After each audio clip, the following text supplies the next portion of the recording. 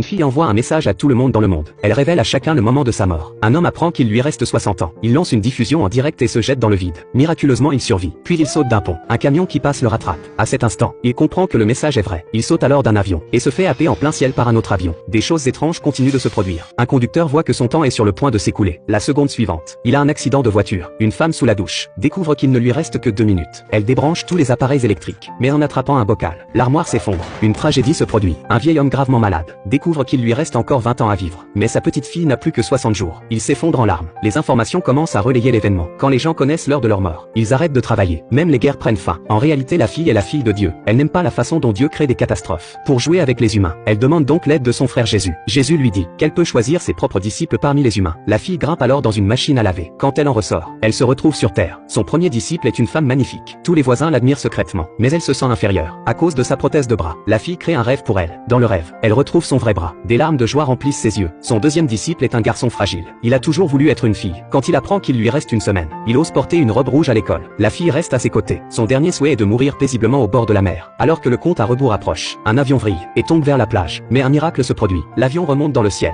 Il s'avère que la mère de la fille a été profondément touchée par ce que sa fille a fait. Elle efface la date de mort de chacun. Elle peint le ciel de couleurs éclatantes. Elle annule même la gravité, laisse les humains vivre sous la mer et permet aux hommes de donner la vie. Tout le monde vit dans le bonheur et la paix. Voici donc la question. Si vous étiez un Dieu tout-puissant, comment définiriez-vous ce monde ?